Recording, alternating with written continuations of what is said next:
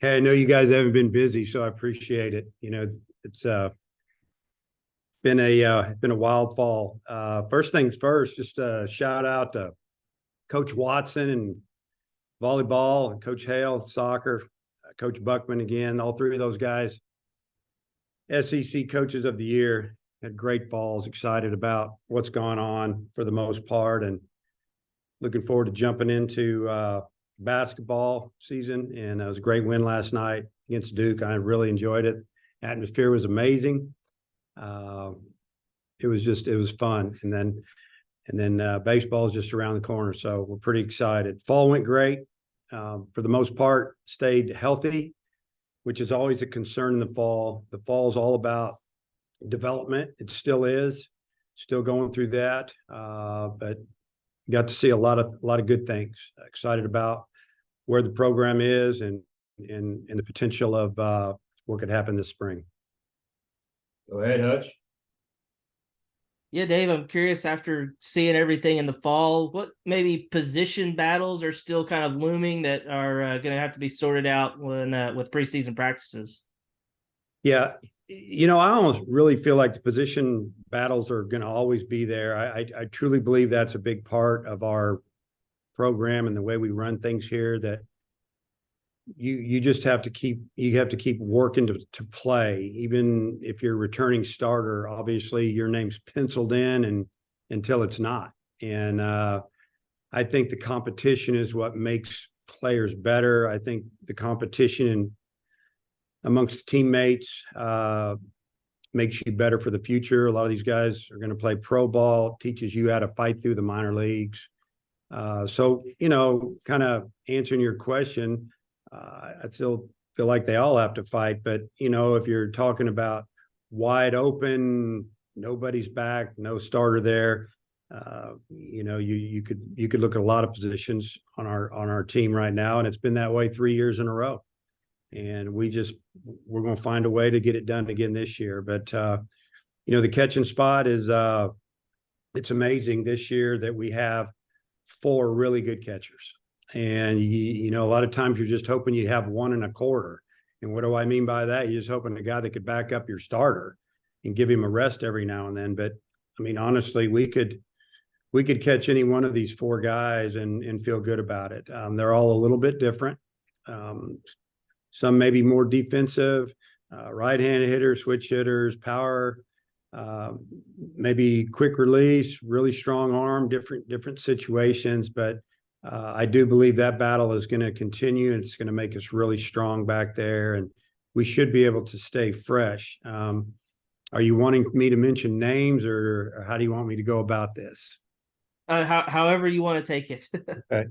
Well, you guys are at a lot of our scrimmages and practices, so talking about Hudson White, transferred in here from Texas Tech and had a pretty good reputation about it being a good hitter, and maybe it's crazy. You talk to one coach and they say, yeah, he's a really good catcher, and another guy would say he's just an okay catcher. And he came in here and he's probably the most improved defensively of all of our guys from the time he walked in the door, until like right now. And what do I mean by that? I mean, his receiving skills have gotten better, keeping pitches in the zone longer.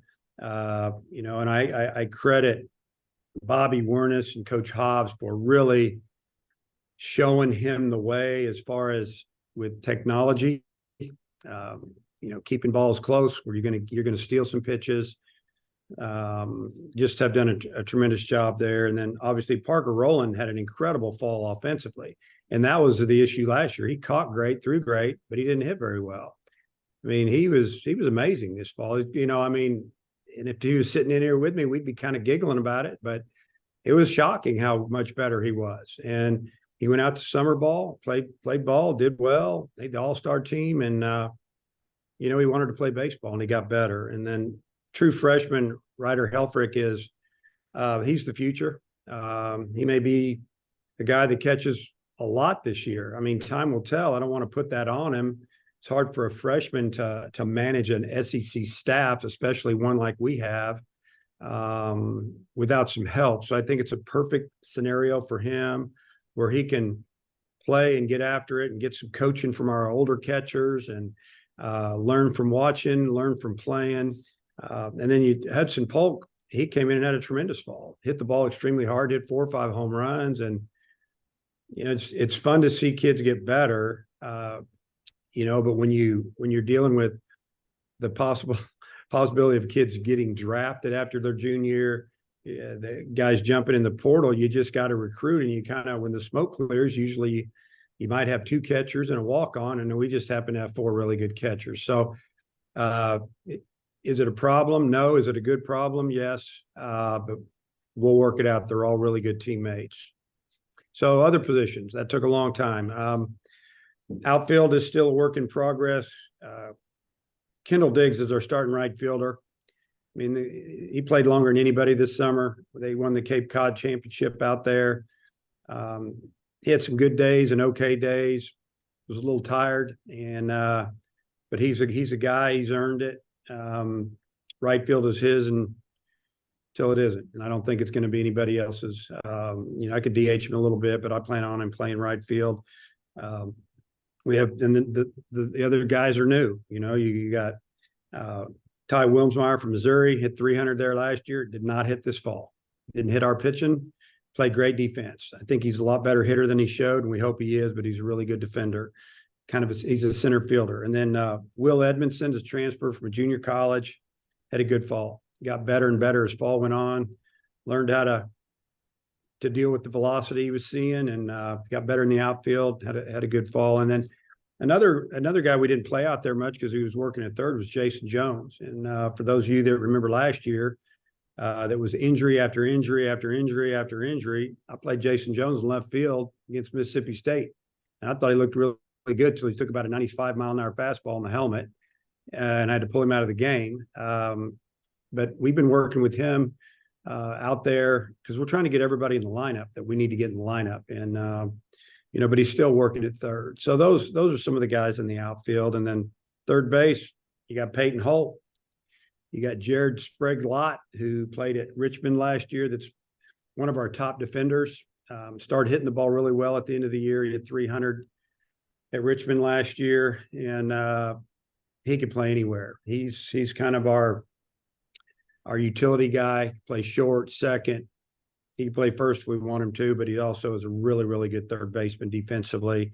And then Jason Jones can play there as well, and that's probably what you're looking at. At second base, it's Peyton Stovall's job to lose. He was incredible fielding the ball this fall. He didn't play in scrimmages, just talking about practice, workouts, all the way up. And today is our last official day we can work with our players. I don't know if I've seen him miss one ball, and it's been incredible. His skills have just gotten better. The arm's coming along. He's got like one more week of structured throwing program. But he looks better than ever. He's swinging the bat now. Obviously, it's not off live pitching, but sometimes when you get something taken away from you with an injury, you just appreciate everything more. And it's been fun there. Obviously, Peyton Holt is an outstanding second baseman. Sprague-Lott is an outstanding second baseman. So we're going to be fine there. Shortstop, Beheva Aloy transferred in here. He's just getting better and better with the glove. Big kid, got a lot of power. I think he led our team in home runs this fall. I think he had 14 or 15 as a true freshman last year. He's very coachable, and he's letting us coach him, and we're watching him get better. And then Sprague-Lott is probably his backup. So that's a quick run around, except for first. And at first, it's Ben McLaughlin and Jack Wagner. McLaughlin was our DH down the stretch, one of our top hitters. Had an opportunity to sign pro this summer. Turned it down, didn't get drafted, would have been drafted at probably about the 15th round. There was one team that was really, really into him, and with a lot of communication between myself and Ben, he's back. Let's just put it that way. So we're excited that we're going to have him plugged in the middle of our lineup, because I think he's going to drive in a lot of runs. He's a contact guy. He's got some power. Got off to a slow start in fall ball, a lot of experimenting at the plate. Swinging too hard, I could go on and on, kind of went back to being his old self, and he started killing it. So excited about him. And then Jack Wagner, I think he had 14, 15 home runs last year over at Tarleton State. He started his career at Kansas, And when there's been coaching changes at both places he's left, probably one of our team favorites amongst players. Hard-nosed kid, had an incredible last week of fall ball, home runs, doubles.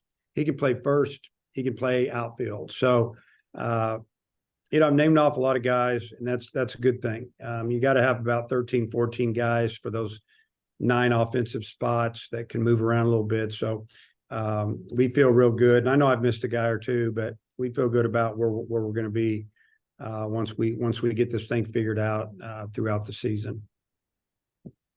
I appreciate it, Coach. I'll turn it over to the other guys. Bob, go ahead. Hey, I think he said Tom. Dave, I'm always fascinated by what your pitching is going to look like. Who do you think is going to be in the starter mix, and just thoughts on that? And we are so fortunate to have a really good bunch of kids and a good bunch of arms. Let me tell you, obviously it starts with Hagen Smith. And I wanted to mention this real quick. We had a team meeting yesterday, went over a few things, handed out their SEC championship rings. I think a lot of people forgot that we won the SEC championship, and it still bothers me a little bit. I'll be honest with you. It's one of my favorite teams I've ever coached. Just kept getting hurt, and guys just kept stepping up, and all we did was find a way to win. And so proud to hand out those rings to those guys yesterday. But we also voted on team captains, and Hagen Smith is one of them. I don't know if I've ever had one player get so many votes. I mean, it was almost unanimous, 40-some guys, and super excited about him. And then also Kendall Diggs really stepped up as a leader, kind of quiet his first couple of years. This year, a lot more verbal, works hard. Players love him. He was selected as a team captain. And then Peyton Stovall, who was a captain last year, and thought it was big that the players voted for him again. We have so many new guys. And this is a guy that didn't play on the field in scrimmages all fall, but I think they saw his work ethic, his rehab work, and they know his talent level and the way he talked to the guys this fall. I feel super excited about the 3 guys that they selected as captains. And, if you would have asked me, I would have probably taken the same 3 guys. So excited there. But getting back to the pitching, it starts with Hagen Smith, and then you can probably run over to Brady Tigert, and I think his stuff's better than ever. Just got to keep him healthy. We need him to pitch.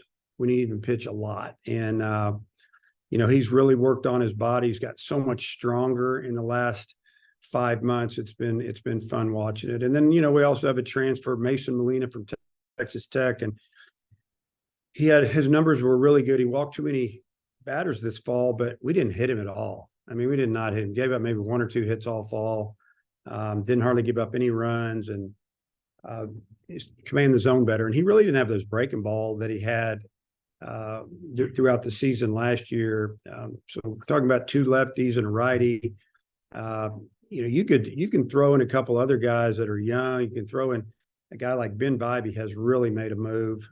Gave up some home runs this fall, but also was dominant every now and then. And we're just talking starting pitching. You can throw in Gabe Gackle as a freshman and Tate McGuire as a freshman. Hunter Dietz is a freshman. And I don't talk about freshmen a whole lot, but those guys are going to pitch a lot. And I thought Colin Fisher threw extremely well. Parker Coyle was amazing. One of the biggest jumps of any pitcher that we've had a tremendous summer. And I know I'm leaving out some guys, like veterans, Will McIntyre. I think his thing is going to be out of the bullpen, but that's just some potential starter guys. And obviously if they're not starting, they're going to be pitching somewhere for us. Yeah, Coach, I know you don't really know what type of team you have until they start playing other teams, but have you allowed yourself to kind of start thinking of, hey, we're better in this area, maybe we're worse in this area, start comparing and contrasting to some of your more recent teams the last few years? Well, I think as a coach, you're always doing that. You're always pondering things, thinking about how you can get better. Hey, last year we did this or did that. But, I think back of I think back to the 22 team, how great that infield was. And so all fall last year, we're talking about that infield. How are we going to, we'll never have that infield again. They were unbelievable. And then all we did was work, and our infield was really good in 23 as well. Fielded like 981. So I guess if you're doing your job as a coach, you're always thinking into the future. You're always trying to correct your deficiencies, so to speak, and your weaknesses. And, that's what we do. But I don't see major weaknesses. Are we going to have as good as an outfield as we had last year on the offensive side? Time will tell. If we don't do as much damage at the plate with our outfielders, we got to pick it up with our infielders and our DH. I mean, pitching wise, I like what I see. I like the potential. I like the stuff. But like you said, they got to go do it when we play other teams. Somebody with a different uniform on the road in front of their fans. There's so many things that play into this. But I mean, obviously, I think I mentioned it, we're a lot deeper behind the plate. We have a lot of good options for our designated hitter. I feel like that, example, John Bolton did a great job at shortstop for us last year. Didn't swing the bat a lot. We have a good shortstop. He's very dangerous at the plate. And so, there's a little give and take. Second base, we're going to be fine. Third base, we're going to be fine. I don't think we've gone backwards very many places, if any. The outfield is very inexperienced. I mean, we lost Tavian Josenberger, who's an incredible leadoff man last year. We were rolling until he got hurt, and then we really struggled. By the time he got it going, our season ended. And so that's still a work in progress. Center field, outfield play. So, but for the most part, we have enough. I'm sure the rest of the league has enough. It's going to be who can do it on Friday, Saturday, Sunday, Thursday, Friday, Saturday, and we'll see what happens. All right, Bob, close it out. Hey, Dave, you started to say something there about that something bothered you, and you were talking about handing out the rings. What were you? Well, what bothers me, I said, we won the SEC championship. A lot of people didn't even realize that. I mean, we won the SEC 2 out of the last 3 years, whether we tied with Florida or not. I just felt like the season ended. It was kind of sad. I felt bad for the team. They weren't really celebrated. They won the SEC championship in baseball. I mean, they beat LSU, won the national championship. They had the most talented team in the country. They kicked it into gear at the end of the year. And but our guys fought all year long with a bunch of injuries. And I was just so proud of them. And I told them that yesterday, that I haven't been around a bunch of guys that fought like they did. And when, 2 pitchers, 3 pitchers go down, a couple position players, starters go down, we just kept finding ways to win. And giving them that ring was special. And, they weren't celebrated at all. The season was over, bang, we moved on. People were disappointed. I love that team. And I wanted to make sure that they felt that from our staff. And we tried to get as many of them back that weren't still on this team to have that little celebration yesterday, kind of privately. And yeah, that's what I said.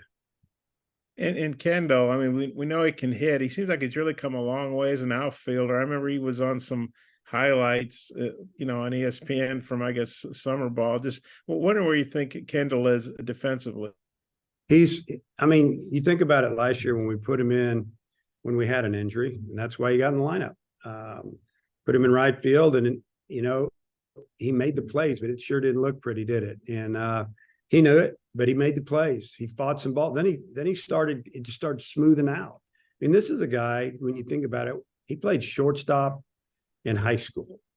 He came here, we played him at third, we played him at second. We loved his swing. Had a strong arm, a little different arm action, maybe for a left side infielder, more of a lower slot, but that's fine. But there was always somebody a little bit better. We feel like, and we've had some professional people tell us, their opinion, that, maybe outfield was his thing. We started working him out there. We were doing it a little bit.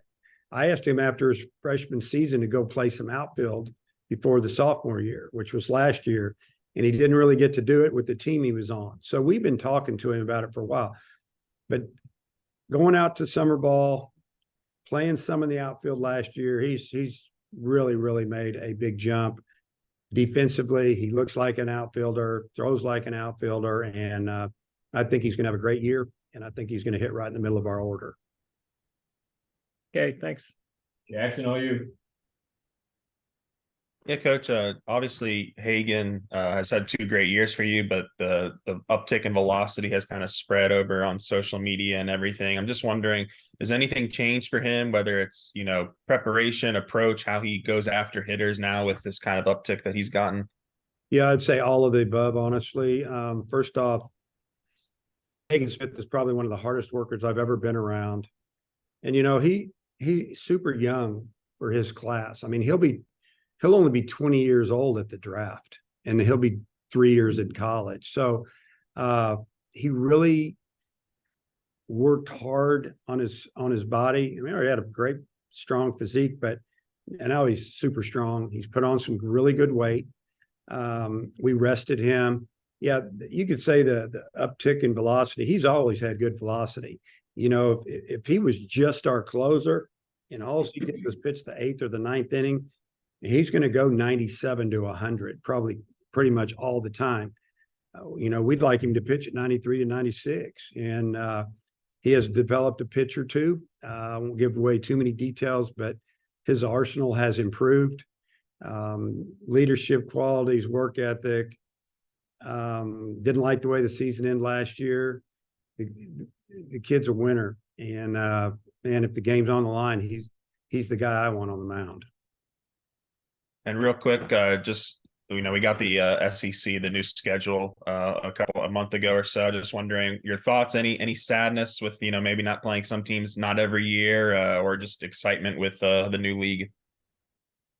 Yeah, I wouldn't call it sadness, but I mean, I'm not in love with top to bottom with that many teams. I might have been one of the coaches in the room that voiced my opinion that I think baseball is about divisions. It just seems like we follow MLB on a lot of things, rules, this and that. And, I would have liked to have seen 2 divisions or 4 divisions. And, I don't know, but it is what it is. It's going to be strange if there's a year that we don't play Mississippi State or LSU. It'll just be different. But it is what it is. It's like we always tell the players, who's ever on the schedule, that's who we got to go. We got to find a way to beat them, and don't get too high or too low. I think the way the league's set up, you bringing in Oklahoma and Texas, 2 established baseball powers, national championships won over the years, many by Texas, obviously. How many teams are going to get into a regional? There's going to be some really, really good baseball teams that are a lot better than a lot of teams in regionals that aren't going to get in because the league is so deep. And I don't know if we'll ever get more than 10, but really we should probably get 13 somewhere in there every year. And there's going to be a lot of the league is going to be really tight when you're looking at number 7 through in the league through maybe 14. And it's, I think it's gonna be a little bit of chaos, but yeah, gonna miss some of those teams here and there, and we'll see how it turns out. And if it's great, it's great. If it's not, I'm sure they'll tweak it over the next few years. Dudley. I know you announced your recruiting class since then. Just talk a little bit about what you got done with that and how you and your assistants really put together a pretty good class. Yeah, it's the way there's a lot involved in recruiting now. As you know, there's 11.7 scholarships. There's other ways. There's some teams that have a little more than others. Just leave it at that. It's really hard to put together maybe 2 or 3 top 5 ranked classes. We had an incredible class come in this year. I just have to be careful on how I word all these things. But we went out and got some really good players that really want to be at Arkansas. There's a lot of kids that we felt like we probably could have gotten, and after talking with them for a while and being around them. Sometimes financially, we just couldn't get them, so to speak. So we did the best we could. They recruits these days, they want to know that they have a great opportunity to play now. And they see that you have a 1 or 2 ranked class come in, and a couple of guys are there from that are at their positions. You deal with that a little bit. You throw in a few other things, and you move to different guys. I really like the class we have coming in. Athletic, some good arms, some solid guys that I think can come in and contribute quick. Recruiting these days, again, it's never over. It wasn't before, but it's even more so now. You're recruiting till the day we start school almost, because of the landscape of everything. So jumping around on your question a little bit, excited about our class, excited to watch them play and see how they do this spring, and try to get as many of those guys to school. Appreciate it. Oh, come back around, Ben. Yeah, Dave, I was wondering what your reaction was to the new Arkansas Edge NIL collective, just kind of what you think about all that. I love it. We need it. We need it. Can't really talk about it, but there's a lot going on in the SEC, the ACC, all over the country. And you just want to be able to compete for players on an equal basis. And, that would be huge for our program if we knew where we were at with the collective, and knew what these guys would have an opportunity to, come in and get some employment and know what they were going to get before they got here. It would be big. So I'm excited about Edge and them getting to work, and we'll do whatever we can, whatever the rules let us do, to point out things and help them. I appreciate them a lot, believe me. Great, Coach. Thanks for your time as always. Okay, see you guys.